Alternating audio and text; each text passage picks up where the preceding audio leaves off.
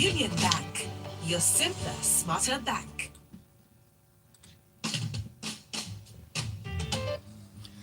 A very good morning to you, and thank you for joining us on a rainy morning, Thursday morning, 2nd of September 2021. I guess we can dare say the rains are upon us. Luckily, don't you agree? Good morning. It's a wonderful morning to be here. The rains are it's pouring actually. Good morning, Oji. Good morning, Lagos. I hope everybody will stay safe in this rain period as we've been advised by the environmental agency. Yes, please. Good morning, and thank you so much, Audrey, for joining us this morning. Welcome. Thank you very much. Good morning. How are you? Very well, thank you. Stay warm, guys. Send messages to WhatsApp 0809 That's our WhatsApp number 0809 We're streaming live on YouTube. You can watch Smooth FM Lagos, is what you can type to find us. Please subscribe and comment and let your friends know as well. Let's start with our first story. Why I sacked agriculture power ministers, redeployed others. The president dropped what some people would describe as a bombshell yesterday when he, out of the blues, just sacked the agriculture minister and the minister of power and replaced them very swiftly, congratulating them and announcing that yesterday marked the last time that they were going to sit at the Federal Executive Council. But what are your thoughts on this, Lakunle? Okay. Maybe this is the first time in 6 years that Mr. President will do this in his two cabinets that he's presided over. For whatever reason it might be, it's in it's part of his job description to hire and fire anybody. It may not have been a firing, it may have been that these people have indicated their interest to pursue other political interests. It's a fire. That's an option that's on the table. And the reason was given. Yes, this report says they were he hinted that they were considered weak. We all know that. Just a few days ago, if a couple of my friends were having a discussion, they were practitioners in the agricultural sector of Nigeria, two of them, and they were giving so many reasons why this Alhaji Nanono should never have been minister, and for me the outsider, I was like, okay, so if you ask a lot of people what's the name, as I yesterday, what's the name of the agricultural minister, many people do not even know. Maybe two times that we've had his name ever mentioned in the news. One of them was for a personal reason, the other one something not so palatable. So having said that, don't also forget that the constitution binds the president from having a minister from every state. So the two ministers that are sacked, Nanono is from Kano, the other man, Saleh, is from Taraba. So those are the only two states where Mr. President is going to be looking at to select the replacements for these people in his cabinet. So APC Kano, APC Taraba, please give us your best men this time around. Is that really? I mean, it's not a partisan conversation. Essentially, it's a conversation around the fact that these guys, like you said, have not been performing, especially agricultural minister. We are still in the throes of a food crisis. It's a very condition where people are looking to find ways to improve the agricultural sector so that people will have enough to eat. A lot of people are hungry. People cannot afford. Food prices are through the roof. We thought so. It's about productivity. I mean, really, how has it performed in your own judgment, and what do you hope to see in terms of improvement in that sector with the new ministers that are replacing them? On a scale of 0 to 10, I don't see myself scoring beyond a 1. I mean, based on what metric? What was there ever a statement from the Ministry of Agriculture with respect to the problems, the food crisis that we were facing in this country today? So it's not just about statements. So I'm saying, about work. I'm saying yes, exactly. I'm saying even if the easiest of things to do is government realizes that there is so and so challenges. This is what we are doing. In fact, the governor of the central bank was more of a minister of agriculture than the minister of agriculture itself. Fair point. Everything we had about agriculture in the last 3-4 years were interventions as announced by the CBN governor. Okay, so maybe the CBN governor has usurped his rule, which is what he should have done. But nature abhors vacuum. I don't think if you don't do what you use there. I think it's really CBN governor being proactive in their own sphere, because the restriction on forex for certain products of goods that were imported. The border closure is an example, to states, given the Ministry of Agriculture silence or lack of. I'm saying, for example, okay, so if it concerns agriculture, does it portray to you and I that the Ministry of Agriculture was involved in interventions that the CBN was doing? If it was, why is it the CBN governor that was announcing it? Why not a joint conference between the Ministry of Agriculture and CBN to announce such things, for example? So that's why I said, that's why I use the word. It may be have been an extreme word to use, but that's what it suggests. So, like you said, it is not about being partisan, but and not about the most senior party member in the state is going to nominate candidate to the president.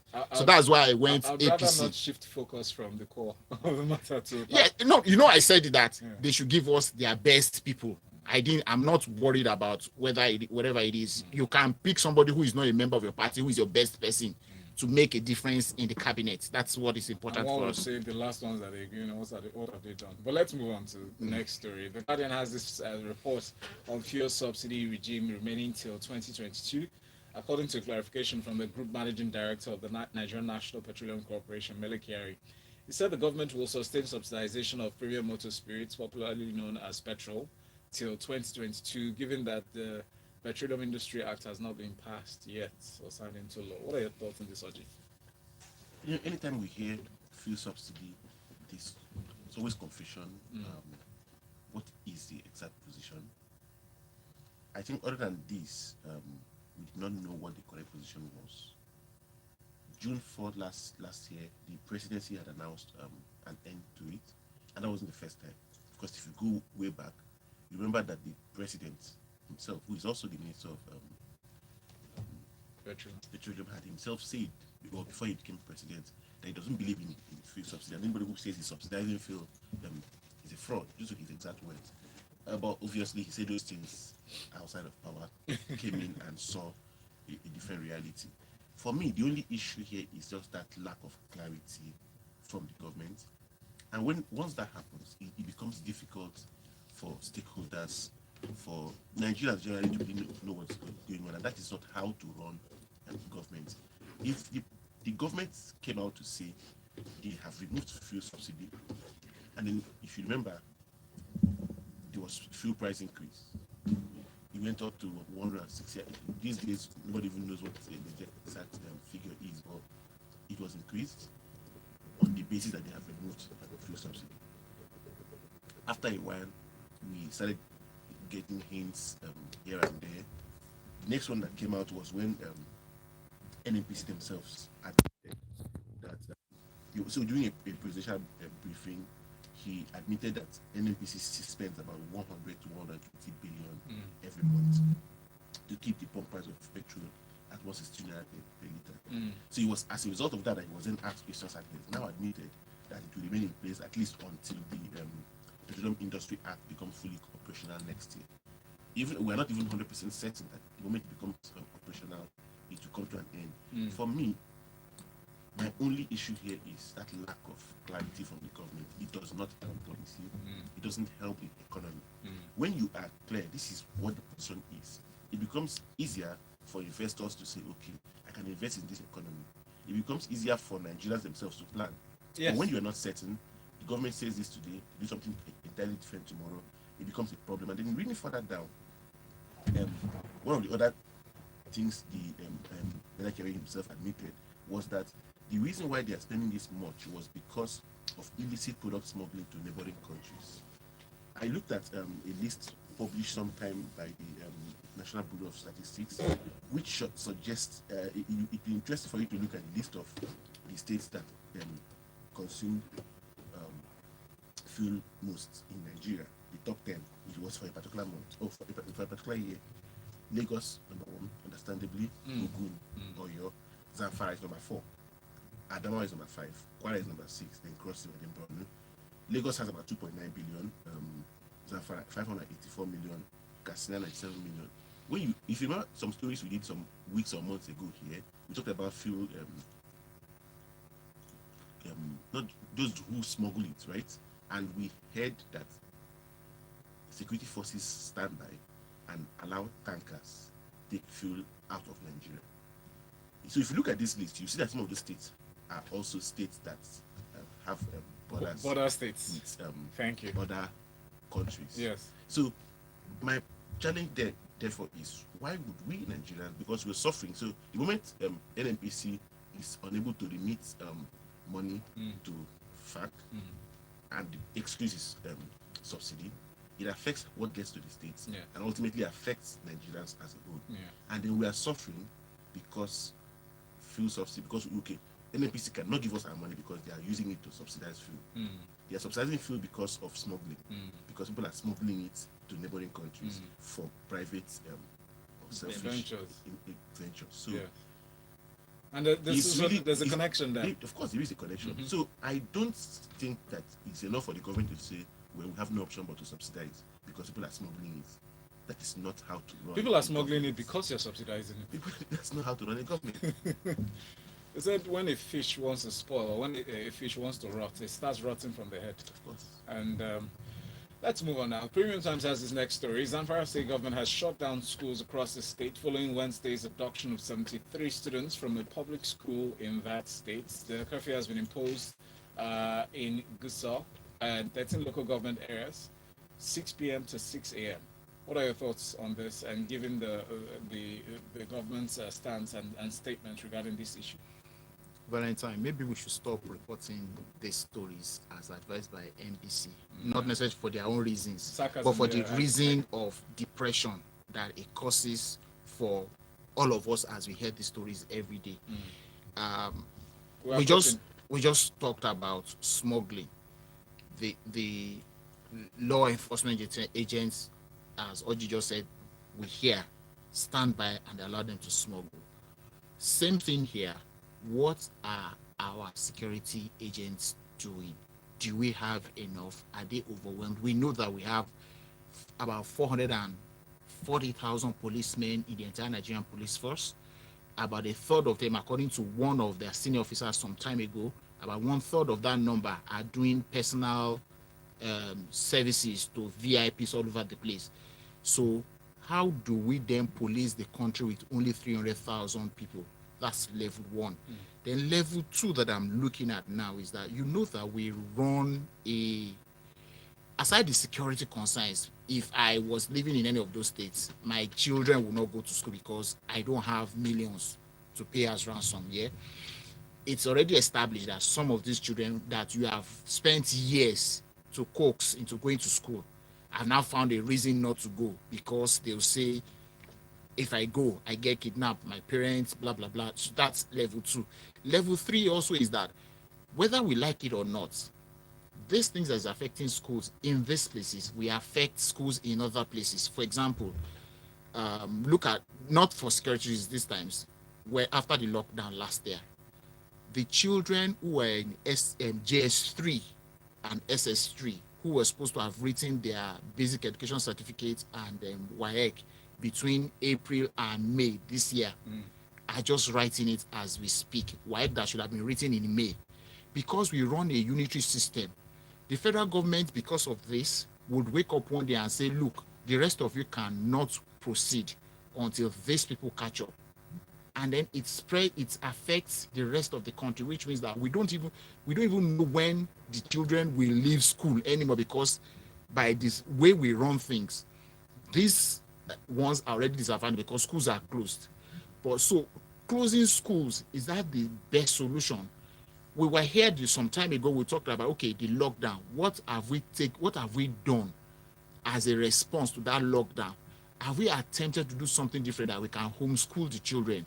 Have we deployed technology to see if this can happen? It's expensive. That's why. So which one is more expensive? To deploy technology to teach them from home or whatever, however we want to do it, or to lock the school and don't have a plan as to how the children will get an education? I think the question rather should be, which one do you have capacity for? Because there's no capacity to provide enough technology for. Absolutely. Hold on, that's one. Two, there's no capacity to protect the children should you allow them to go to school, which is why the knee-jerk reaction of the government, as always, is reacting to what has happened and shutting the schools. To me, I feel like that's the safest approach because it's obvious from the body language of the government that they don't have the actual capacity to secure these schools all at once. Because what is saddening about this story is the fact that the security meeting was convened. That's a good thing, right? For optics. Was convened after students of the government day secondary school Kawa were kidnapped Wednesday afternoon. Recall that in February 26, 2021, in Jangebe local government area of Zamfara state, about 279 female students aged between 10 and 17 were abducted, during a raid by armed bandits on that same date. One would expect that after such a number of students, after such an attack and abduction, lessons will be learned, measures will be put in place to forestall or curtail any further occurrence of these kind of things. It's happening, we're still being reactionary.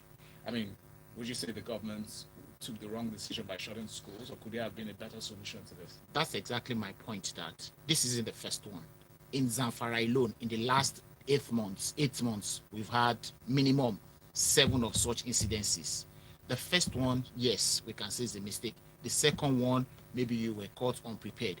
The third, the fourth, the fifth, the seventh. Once is the third. I'm saying, so the reaction, maybe the first time you could have said, okay, we don't have capacity to secure all the schools. Let's shut all of them down. Then you have a time in between to say, okay, I'm planning that this is what I will do. That is what I'm saying, that we have not even seen. That the knee-jerk reaction, it's no longer a knee-jerk reaction. It's a feeling of helplessness.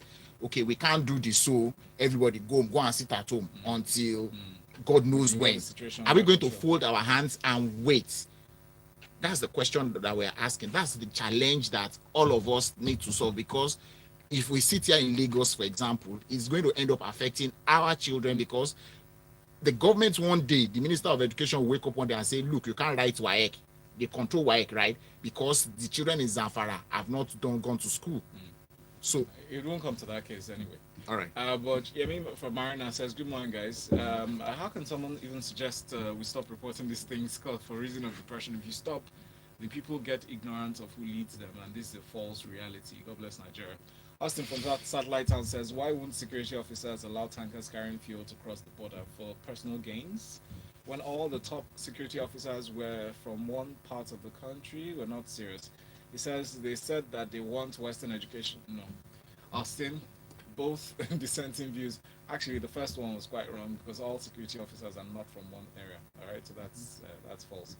Fabian from Equest says, no, I'm freshly pressed. We're already depressed. The nation appears to be running on backup.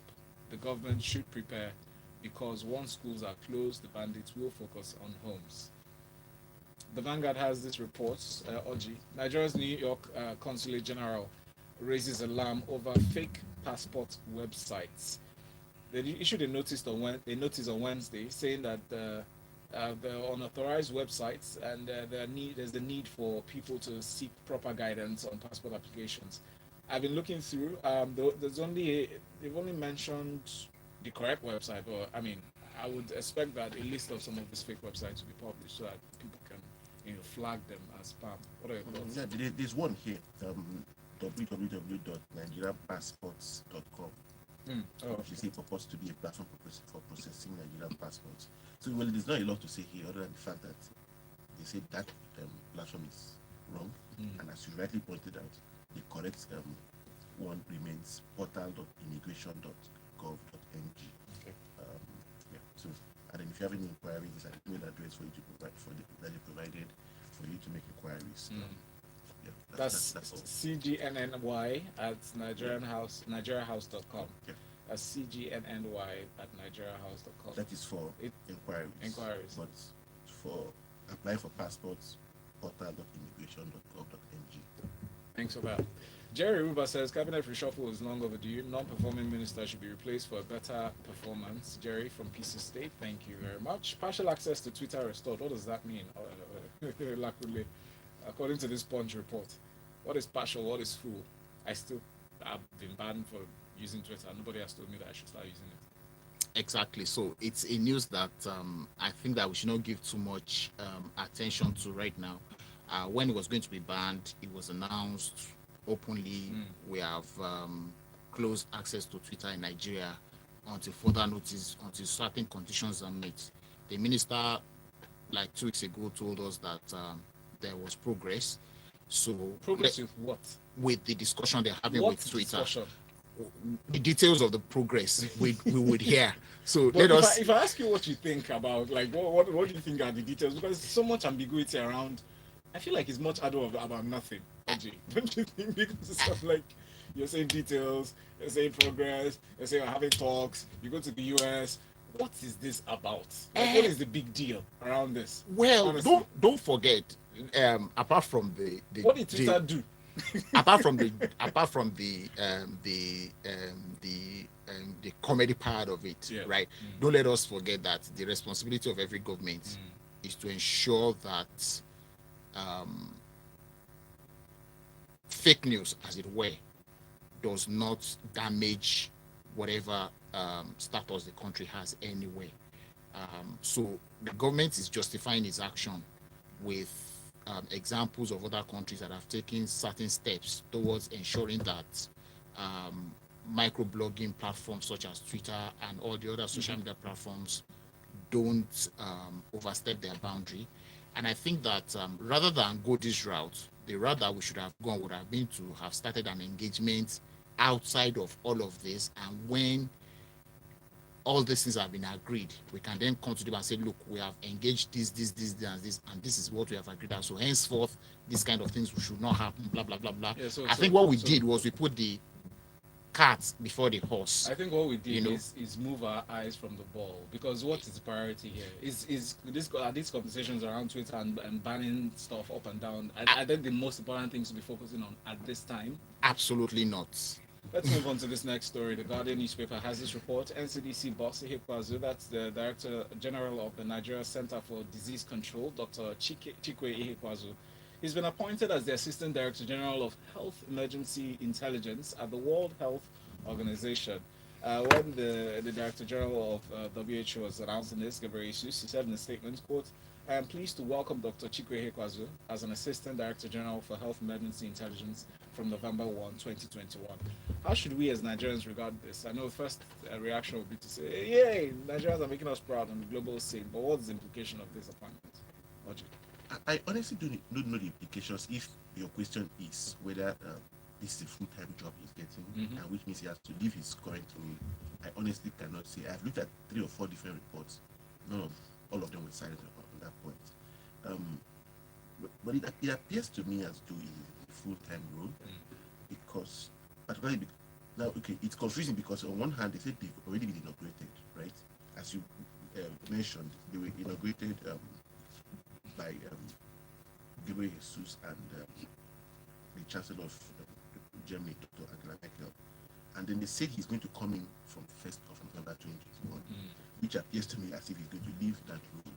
Well, even if you don't seem excited about that, it has to be said that his appointment only bears an elaborate testament to how good he's been on the road.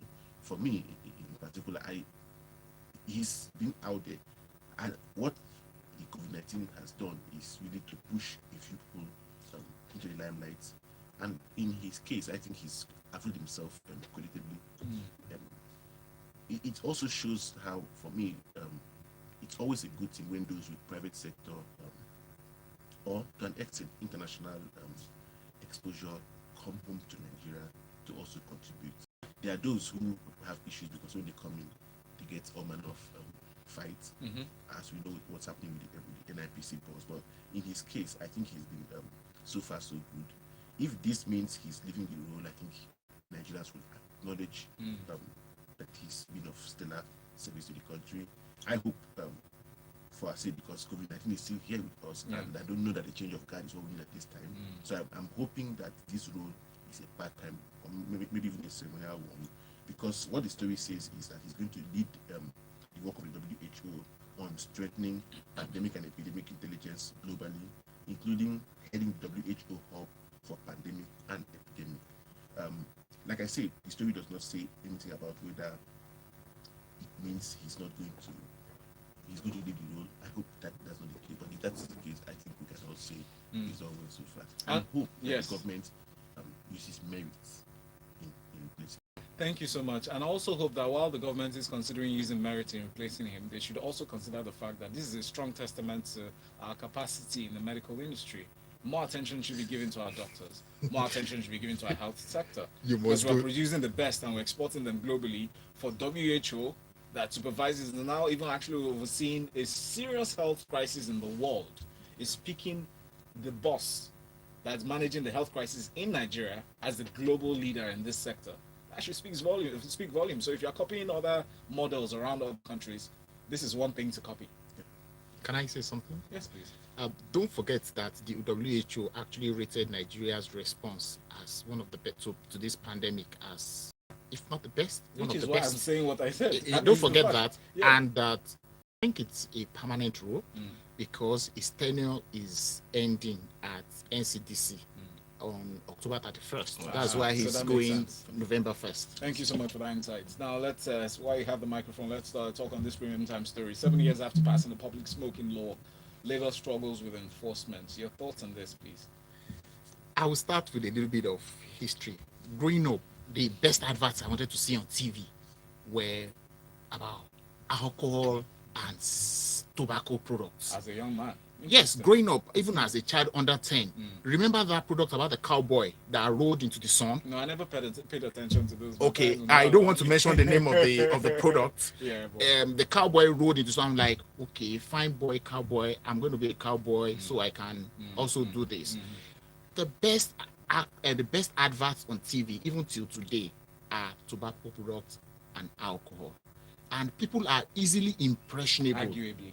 Yes, and young people are easily impressionable about these things, and so while we say that if there was a time in Nigeria on the back of these things, they wrote tobacco is liable to kill you, but that even didn't stop people. Now we have a law that says you cannot use tobacco products in public. The challenge in public places. Now, Libraries, museums, public toilets, yes, schools. any hospitals. place designated public. Yes. The challenge now is if I stand outside the gate of this premises there and I'm smoking, is that public? Because that was the argument then, that it is the definition of public was not clear enough. But the law says that every organization should designate, if they don't allow smoking, should have a sign. There's hardly any organization you go in Nigeria today, very few that you go, you see that sign. So No. very few around schools. No. So let me help you rephrase that. There's hardly any place that you go to in Nigeria that does not have the sign, because I see it everywhere. I don't know where you see it or where you don't. Okay, So, okay. Let me rephrase it this week, that you will hardly notice it in a lot of places. Okay. We have taken it for granted that, okay, so there are some places where in some organizations it is an unwritten rule that you don't smoke while you are here. In some, they've created a place, but the sign is not there. So how do you enforce a law? If I'm in my car, I'm driving on Third Mainland Bridge and I'm smoking, is that a public place? So those are the kind of things. Can I be arrested for smoking in my car? I think that we still need a lot of engagement on these things, aside from convincing people as to the health hazards that this thing brings along. The danger, if you are ready to do to yourself, don't affect other people with it. I think this is what essentially this law is about. So advocacy should lead. We should not assume that we have a law that, and then is when you want to punish people that you invoke the law.